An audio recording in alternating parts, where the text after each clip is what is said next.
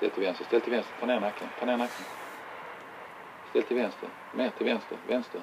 Fatta galoppen. Bra, volten. Lägg den utifrån och in. Minska volten. Flytta bakdelen. Flytta bakdelen. Hon tar inte det. Ta över spöet i ena handen.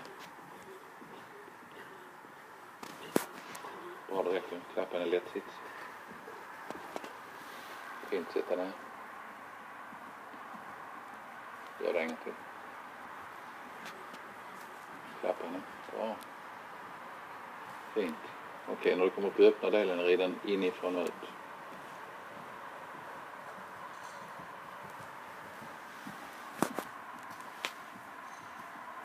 Nej, flytta den. Vänd. Galopp. Du får inte stanna. Och så lägg det. Det är rätt. Och skritt. Skritt. Korrigera inte det mer trav. Och så fattningen. Bra. Fint. Långsida. Rid lite skänkelvikning i galoppen.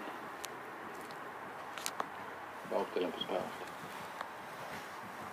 Bra. Till framdelen lite mer. Framdelen ska in. Titta i spegeln. Framdelen ska in. Där är bra. Det räcker. Klappa henne. Bra. Så lite framåt.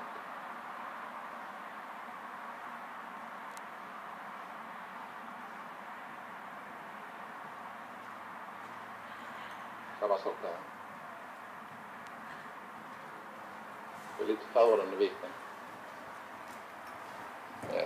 Lägg en volt. Rid den utifrån och in. Rid den utifrån. Den försvinner från volten. Ta bakdelen. Långsidesluta. Ta bakdelen. Mer. Ta bakdelen. Där är bra. Kom igen, galopp. Fortsätt. I slutet. Ta framdelen med dig. Lägre nacke för vänster tyget. Ta framdelen med dig. Den är för nära sargen. Där är jag. Ta bakdelen.